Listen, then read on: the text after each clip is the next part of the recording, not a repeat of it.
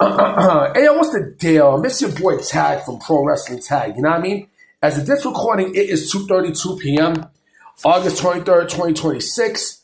Now, I mean, this is the second video of the day, but also the second video of the day of this recording, but it's the first day I'm recording, on August 23rd. You know what I mean? Originally, I was recording on 2/29, but I was like, actually, I had a phone call from Mama Tag and such. You know what I'm saying? Yeah. Speaking of the numbers 229, that actually was the name of the building that I used to live in when I used to live. It was the name of the building that I used to live in when I used to live in Williamsburg. My address was 229 South 3rd Street on Havenmeyer. You know what I mean? I was there from 1980 all the way to 1990. Crazy. Like, it was only 10 years because I moved out in 1990 and I moved to Crown Heights. You know what I mean? My second old place, And at the time, during that time, like, and I even said this, about the beautiful times that was in that part of Williams. They called it the South Side. You know what I mean? Like, it was mad Puerto Ricans there. It's still Puerto Ricans there. There's still Puerto Ricans, but not I mean, like, since they gentrified the place, they got white people and stuff, but they also got Dominicans. Listen, whoever gets offended, I don't give a fuck. I'm not really fond of Dominicans like that. I really do not feel Dominicans like that. You know what I mean? Like, the way how they come off, not all, but there's a lot, especially in New York, where, you know what I'm saying? Like, they in competition with Puerto Ricans for what? For what? Fucking competition for. And then I posted a video in my community, posted these two ladies. Now, I mean, one Puerto Rican, one Dominican, talking about, oh, there's no beef. It's out of proportion. Get the fuck out of here. Don't play fucking stupid. You know there's drama. You know there's beef. Get the fuck out of here with the way how they come off, the way how they talk shit about Puerto Ricans and such. Fuck out of here, man. Don't play with me with that. And then the other part, I mean, it goes deep. It definitely goes deep. You know what I mean? And then, Dominicans are racist towards black people. Like, come on, man. Fuck out of here. That's a game I don't play. But anyway, this is the second video of the day, but this is the first discussion video of the fucking day. And so actually the second. It's really the second. So last night I seen Wild Women of Wrestling. You know what I mean? And Santana Garrett beat what's his face for the she beat Penelope Pink for the Wild Women's Championship. But I thought there was gonna be help from the Enlightened. You know what I mean? Because the Enlightened and Santana Garrett has had issues for many, many, many, many weeks. You know what I mean? But nothing. Lana Starr came in and she cost Penelope Pink the championship by throwing in a mirror and letting Santana Garrett hit Penelope Pink with the mirror and bam. So it was not a bad show. It definitely was not. And Miami Sweet Heat, they destroyed the two girls. What the fuck was their names? It was Animal Instinct, Catalina, Jinx, and somebody else. You know what I mean? I forgot the other person's name, but I'm definitely gonna get to that, when I get the chance and such, right? So, this morning I looked at a video where Goldie Collins, that was the girl's name, Goldie Collins and Katarina Jinx. You know what I mean? So now, Miami Sweet Heat is going to face Bad for Business to get their Wild Women's Tag Team Championships back. And here's the thing too, and I don't give a fuck if I'm starting the video late. If Miami Sweet Heat beats Best for Business for the Tag Team Championships, then that means that they shitted on Ashley Blaze and Terror Strike.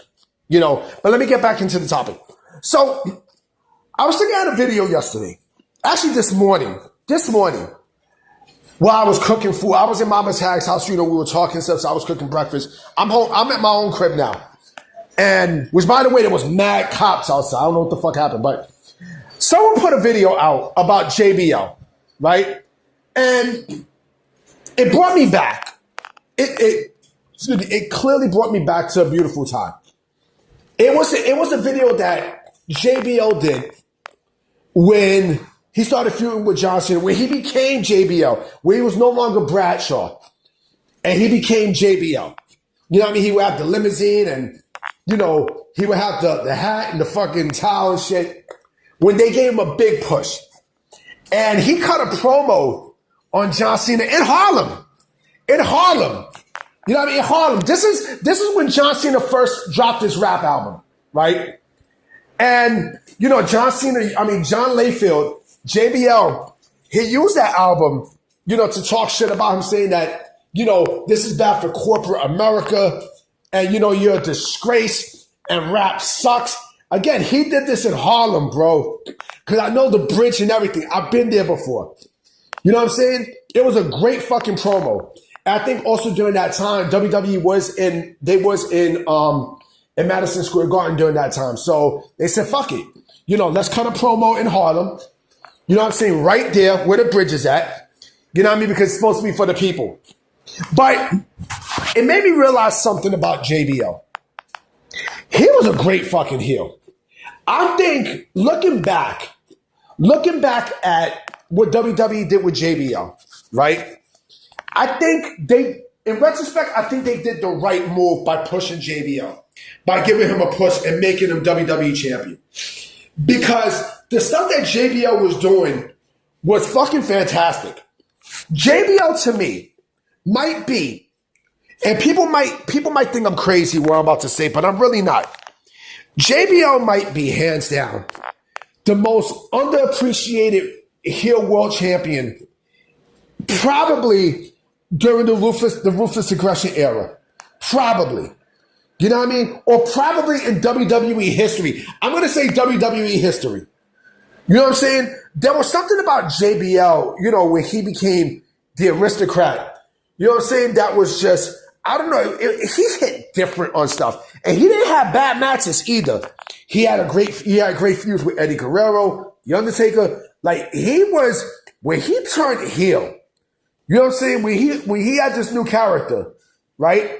It was just something very different about JBL. I don't know, like, I didn't know he could play. He cut the mustache off and everything, you know. And speaking of JBL, I did not know that he played a fake Undertaker in Japan. I did not know that. I even posted the video on my community tab. Like, he called himself Giant Mask, right? And this was sorry about that. I don't know what the fuck happened. I'm recording and it just stopped. I don't know what the fuck is going on with this phone, man. But I'm actually get an app that records better audio. But going back to what I was saying, you know, JBL called himself Giant Mask, right? And this was in war in Japan. And, you know, he basically looked just like The Undertaker, trench coat, you know, the fucking hair down, you know, the fucking hat, you know what I mean? But he also had like a sleeveless button shirt. You know what I mean? He also had a bull rope. You know what I mean? He played that gimmick good. He played it real fucking good. Like, he basically was like a cowboy version of The Undertaker, right? I mean, he played that shit good. But going back to what I was saying with JBL, that gimmick, that Ruthless Aggression JBL was just, it's something very different about him. I don't know what the fuck it was, you know, but I think like the promos he was cutting, you know, like there was some racist undertone there too with that. Like, he basically was like a redneck, but he is a redneck, but he was like an aggressive redneck. You know what I mean? A rich, snobby redneck. And WWE saw money in JBL. You know what I'm saying? And listen, he was great. He was fucking fantastic. I think the gimmick that he pulled, you know what I'm saying, in WWE, like that transcended his career that transcended the rest of his career. You know what I'm saying? Even when he came back, right? Remember, he had some stints in Game Changer Wrestling and in TNA. I don't know. They dropped the ball with that. Like, they just had him come in there. You know, John Layfield was just clotheslining motherfuckers. I don't know what the fuck was that about, but they didn't do anything with him. Game Changer Wrestling didn't do nothing with John Layfield. Fucking TNA did nothing with John Layfield. They did nothing, and it's mind-boggling. It's bizarre. But going back to thing, this is what he's known now for the rest of his career. Although I did not like the bullying that he did in the back, you know what I'm saying, especially with Mauro Ronaldo and such. I wasn't really a fan of that, but nonetheless, like I thought that gimmick was great, and he was very underappreciated because a lot of people wanted their faves to be champion. You know what I'm saying? A lot of people wanted the IWC wanted their faves to be champion. And the beautiful thing about JBL was that he was not an IWC favorite.